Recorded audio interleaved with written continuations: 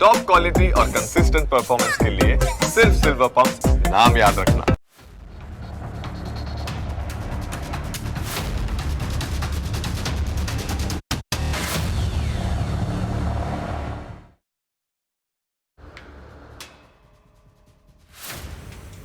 નમસ્કાર, હું જનક દવે.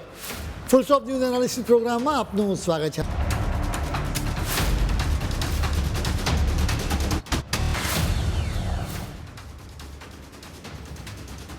ભારત અત્યારે વ્યાપક સ્તરે અને અનેક મોરચે ભયાનક યુદ્ધ લડી રહ્યું છે. જ્યાં વોશિંગ્ટન કે બર્લિનમાં બેસીને કાવતરું ઘડવામાં આવે છે. વિદેશી કહેવાતી હસ્તીઓ આ કાવતરું પાર પાડવા માટે કઠપૂતળી બની જાય છે.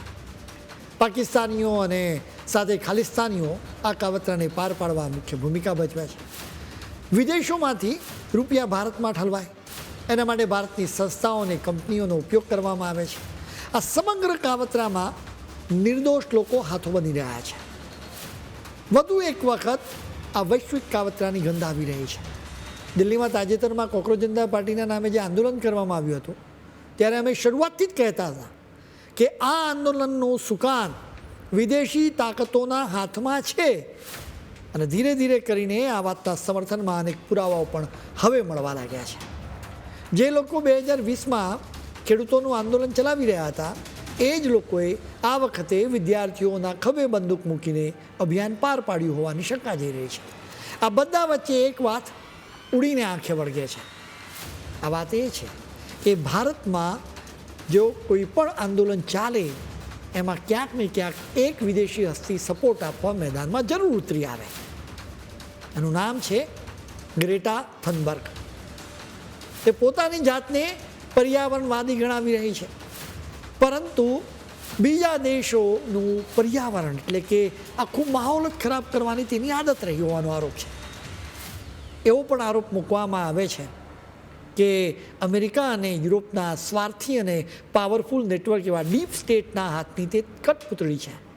તમે જુઓ કે કોકરોચ જનતા પાર્ટી ભારતના શિક્ષણ મંત્રી તરીકે ધર્મેન્દ્ર પ્રધાનનું રાજીનામું મેળવવામાં સફળ રહી, જેનાથી ખુશ થઈને ગ્રેટા પોતાની ભાવનાઓ વ્યક્ત કરવા લાગી.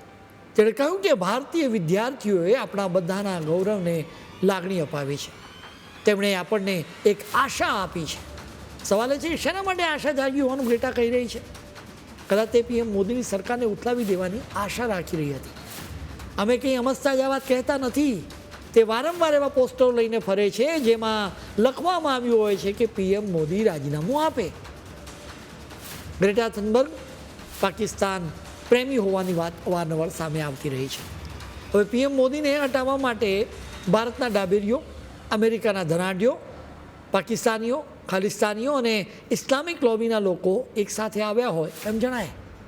ગ્રેટાએ લંડનમાં ડાબેરીઓના એક સંગઠનના કાર્યક્રમમાં કોકરોચ જનતા પાર્ટીને સપોર્ટ આપ્યો. સ્ટુડન્ટ ફેડરેશન ઓફ ઇન્ડિયા દ્વારા આ કાર્યક્રમ યોજાયો હતો, જેમાં કોકરોચ જનતા પાર્ટીની સફળતાની ઉજવણી ત્યાં કરવામાં આવી રહી હતી. સ્ટુડન્ટ ફેડરેશન ઓફ ઇન્ડિયા એક ડાબેરી સંગઠન છે અને ભારતમાં તમામ ડાબેરી સંગઠનોને ચીન તરફથી સપોર્ટ મળી રહ્યો છે. ચીનનો સપોર્ટ મેળવનારા લોકોમાં સોનમ વાંગચુક પણ સામેલ હોવાનો આરોપ લાગતો રહ્યો છે, જેઓ પણ કોકરોચ જનતા પાર્ટીના આંદોલનનો એક ચહેરો બન્યા હતા. તમને યાદ હશે કે જ્યારે કેન્દ્ર સરકારે 3 કૃષિ કાયદા રજૂ કર્યા હતા ને, ત્યારે એના વિરોધમાં ખેડૂતો રસ્તા ઉપર ઉતરી આવ્યા હતા. એ સમયે દુનિયા સમક્ષ એવું ચિત્ર રજૂ કરવામાં આવ્યું કે ભારતના ખેડૂતો સરકારથી નારાજ છે, પરંતુ સત્ય કંઈક બીજું જ હતું. હકીકતમાં આ આખું કાવતરું વિદેશની ધરતી પર ઘડાયું હતું. દિલ્હી પોલીસે દાવો કર્યો હતો કે આ આંદોલનની આડમાં ખાલિસ્તાની તત્વો ભારતને અસ્થિર કરવા અને દેશમાં અસંતોષની આગ લગાડવા સક્રિય છે. ચોંકાવનારી વાત એ છે કે આ આંદોલનને ગ્રેટા થનબર્ગે જાહેર સમર્થન આપ્યું હતું અને એક ટૂલકીટ પણ શેર કરી હતી. આ જ ટૂલકીટને એડિટ અને શેર કરવાના આરોપમાં ક્લાઇમેટ એક્ટિવિસ્ટ દિશા રવિની ધરપકડ પણ કરવામાં આવી હતી. બાદમાં ગ્રેટાએ દિશા રવિની ધરપકડનો વિરોધ કર્યો હતો. આ આખું નેટવર્ક બતાવે છે કે કેવી રીતે પર્યાવરણના નામે લોકો ભારતની આંતરિક બાબતોમાં દખલ કરવાનું કામ કરી રહ્યા છે. તમે ટૂલકીટ શબ્દ સાંભળ્યો જ હશે, એટલે તમને કદાચ સવાલ થતો હશે કે આ ટૂલકીટ આખરે હોય છે શું? એટલે એના વિશે તમને સમજાવવું ખૂબ જરૂરી છે. ટૂલકીટ એટલે કોઈ એક ચોક્કસ હેતુ માટે તૈયાર કરવામાં આવેલો એક ડિજિટલ દસ્તાવેજ. આ કિસ્સામાં ટૂલકીટનો ઉપયોગ ખેડૂત આંદોલનને વેગ આપવા અને તેને દિશા આપવા માટે કરવામાં આવ્યો હતો. આ દસ્તાવેજમાં આંદોલન માટે જનસમર્થન કેવી રીતે એકઠું કરવું તેની વિગતવાર યોજનાઓ હતી, જેમાં સોશિયલ મીડિયા પર સરકાર વિરુદ્ધ કયા ચોક્કસ હેશટેગ વાપરવા એનું માર્ગદર્શન અપાયું હતું. વિશ્વભરમાંથી આંદોલન માટે દબાણ ઊભું કરવાના ભાગરૂપે ઓનલાઈન પિટિશન પર હસ્તાક્ષર કરવા માટે પણ સૂચનાઓ આપવામાં આવી હતી. માત્ર ડિજિટલ જ નહીં, પરંતુ રસ્તા પર ઉતરીને સરકારી કચેરીઓનો ઘેરાવ કરવા અને દેખાવ કરવા માટે પણ આ ટૂલકીટમાં ચોક્કસ વ્યૂહરચના સમજાવવામાં આવી હતી. પોલીસે દાવો કર્યો હતો કે પોએટિક જસ્ટિસ ફાઉન્ડેશન નામની કેનેડાની સંસ્થાએ આ ટૂલકીટ તૈયાર કરી હતી. આ સંસ્થા ખાલિસ્તાનને સમર્થન આપે છે. કદાચ આવી ટૂલકીટની અસરો જોવા મળી હતી. 6 વર્ષ પહેલાં દિલ્હીમાં તાંડવ કરાયું હતું. એ દ્રશ્યો આજે પણ કોઈ ભારતીય ભૂલી શકે તેમ નથી. ટ્રેક્ટર પરેડના નામે નીકળેલી હિંસક ભીડ દિલ્હી પોલીસના નક્કી કરેલા રૂટને તોડીને સીધે ઐતિહાસિક લાલ કિલ્લા સુધી પહોંચી ગઈ હતી. સિંધુ બોર્ડરથી આવેલા તોફાનીઓએ રક્ષક બનેલા નિર્દોષ પોલીસ કર્મચારીઓ પર લાઠી, દંડા અને હથિયારોથી ક્રૂર હુમલો કર્યો હતો. પોતાના જીવ બચાવવા માટે પોલીસે 15 ફૂટ ઊંચી દિવાલો પરથી કૂદકો મારવો પડ્યો હતો. આ એ જ જગ્યાએ તોફાનીઓના હુમલામાં 41 પોલીસ કર્મચારીઓને ગંભીર ઇજાઓ પહોંચી હતી. જ્યારે દિલ્હીમાં એ દિવસે કુલ 300થી વધુ પોલીસ જવાનો લોહીલુહાણ થયા હતા. એ સમયે ખેડૂતોના વેશમાં તોફાનીઓએ ઉત્પાત મચાવ્યો હતો. આ વખતે વિદ્યાર્થીઓના વેશમાં ઉત્પાત મચાવવાની પૂરેપૂરી તૈયારી હતી. કોકરોચ જનતા પાર્ટીના નામે ચાલી રહેલા નાટકમાં હવે સીધું પાકિસ્તાન પણ કૂદી પડ્યું હતું. દિલ્હી પોલીસ અને મહારાષ્ટ્ર સાયબર સેલના સત્તાવાર આંકડા આ વાત કહી રહ્યા છે. દેશમાં અરાજકતા ફેલાવવા માટે અને લોકોને ઉશ્કેરવા માટે સોશિયલ મીડિયા અને એઆઈનો ભરપૂર ઉપયોગ કરવામાં આવ્યો. એઆઈનો ઉપયોગ કરીને લોકોને ઉશ્કેરવા માટે ખોટા વિડીયો, ઓડિયો અને પોસ્ટ તૈયાર કરવામાં આવી.